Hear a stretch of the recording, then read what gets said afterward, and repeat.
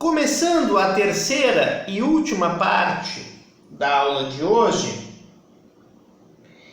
eu vou então falar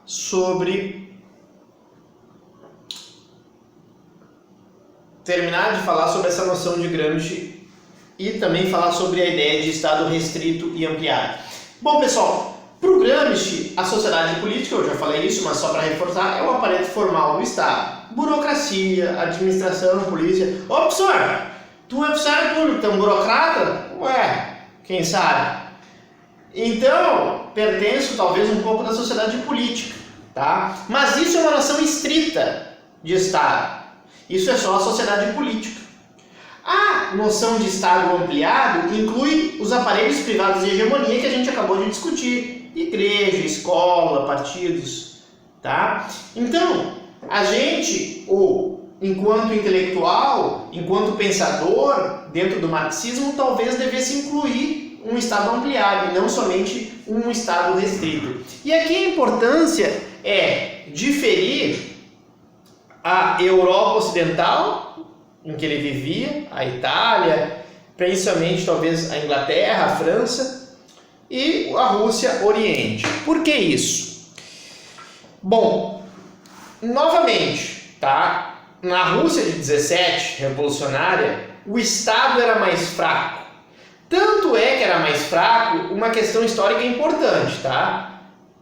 A Primeira Guerra Mundial teve uma influência decisiva na questão da proteção do exército, dos cossacos. Já não era mais os cossacos, eu acho que a partir da Revolução de 1905, só que o exército estava envolvido na Primeira Guerra Mundial.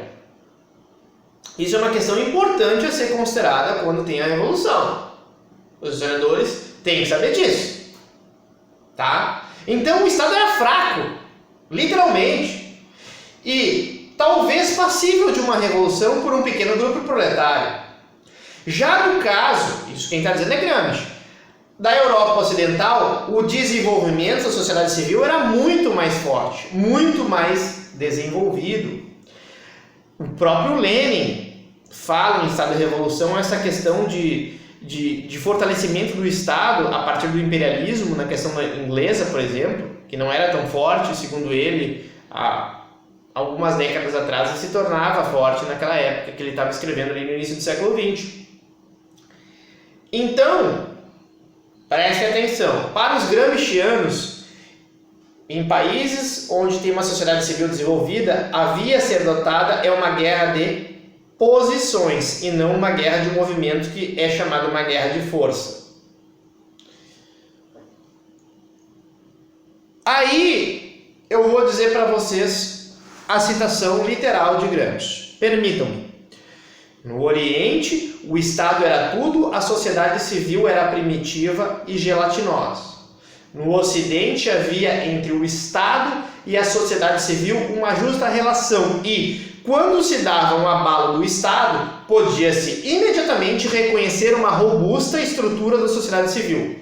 O Estado era apenas uma trincheira avançada, por detrás do qual se situava uma robusta cadeia de fortalezas e casamatas. A proporção variava de Estado para Estado, é claro, mas exatamente isso exigia um acurado reconhecimento do caráter nacional. Aí está uma diferença fundamental. Ele interpretava, assim como outros camaradas, proletários, revolucionários nos países ocidentais, de que não era exatamente a mesma maneira como Lenin a exaustão repetia pela força se faz a revolução, e que muitas vezes se deveria se pensar na sociedade civil. Claro que essa posição de Gramsci vai deixar ele realmente mais próximo daquelas críticas dos antigos ali, dos Kautsky, do Bernstein, no sentido de, tu está defendendo então uma via pelo parlamento, uma via ocidental, que é basicamente uma interpretação muito forte hoje por parte de boa parte da esquerda, ou seja, tu conquistar as vias revolucionárias, tu conquistares o socialismo por esta maneira.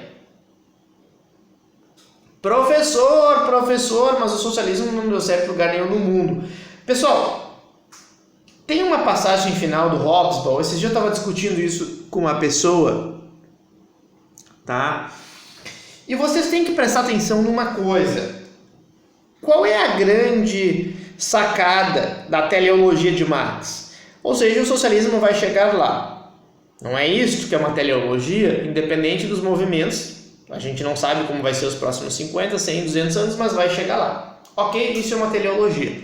Agora, se a gente parar para pensar, o socialismo tem que ser a maneira como Lenin falou, pela via violenta, e também depois como Stalin construiu o socialismo na Rússia. Em nenhum momento se diz isso. Pelo amor de Deus, mas já estava em Marx. Pelo amor de Deus, Marx não é evidente. Marx era uma pessoa inteligente, propôs uma teoria, tem falhas, tem discussões que a gente faz e refaz, mas ele não era evidente, tá, pessoal? E uma coisa importante, o leninismo e o stalinismo não é a única possibilidade dentro do socialismo.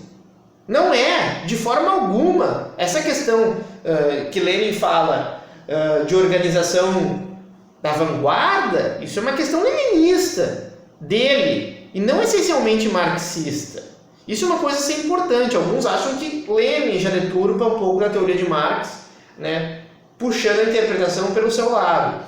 Nesse sentido, então, é importante conceber que o socialismo pode ser construído, vai dizer Gramsci, talvez pela conquista da sociedade civil, e não somente pela sociedade política. Tá? E aí que a disputa ideológica nesses aparelhos privados de hegemonia vai se dar, vai ser difícil, vai ser complicada, mas é ali que ela vai ocorrer. Ok? Isso é uma questão importante. Professor, então eu anotei aqui, o Gramsci sempre defende uma revolução por uma via parlamentar, por uma via de conquista da sociedade civil. Não, eu não disse isso. Eu disse que, e olhem e leiam isto, que o contexto histórico de cada país faz com que a revolução se apresente de uma maneira diferenciada. É isto que eu estou falando, é isto que Gramsci fala.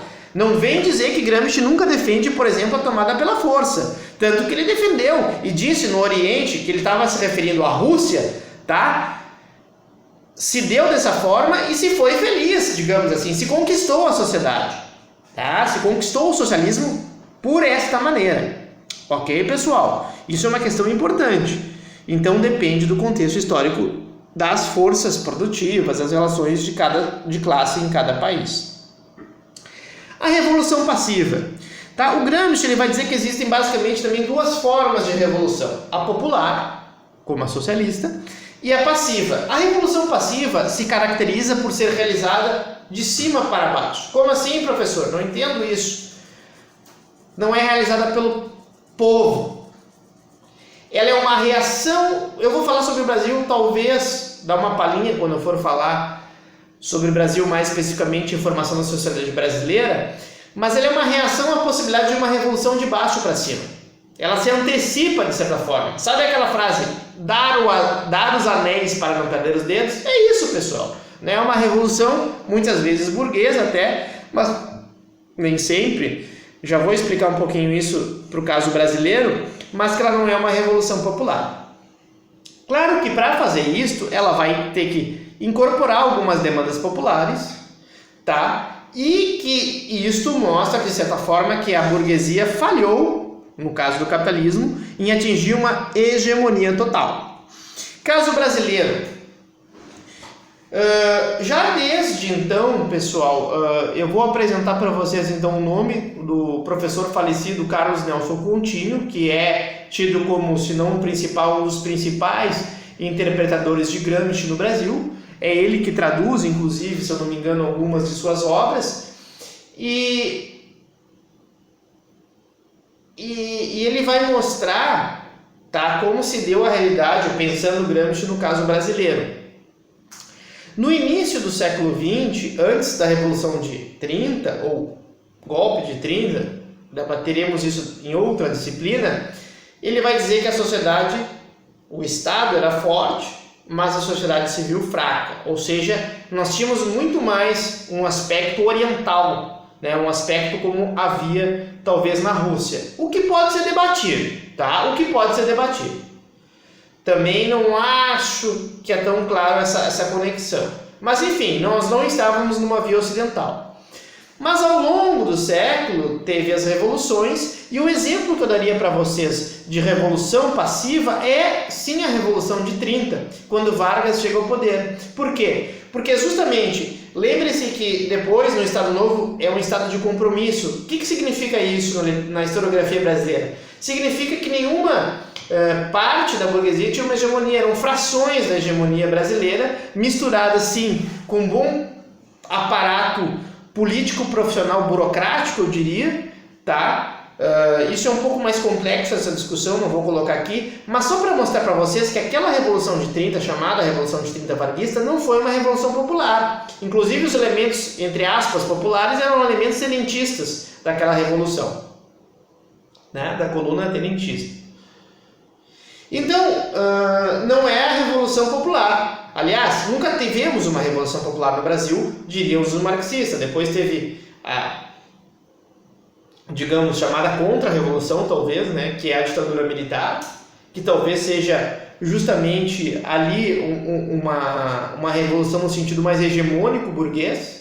E tem várias maneiras de pensar isso, e realmente talvez ali se concretize. Quem vai discutir isso também é Florestan Fernandes, para o caso brasileiro, mas o que eu quero só demonstrar para vocês é falar sobre Carlos Nelson Contini, tá? E guardem esse nome porque ele vai ser importante do que eu vou falar para vocês no final da aula.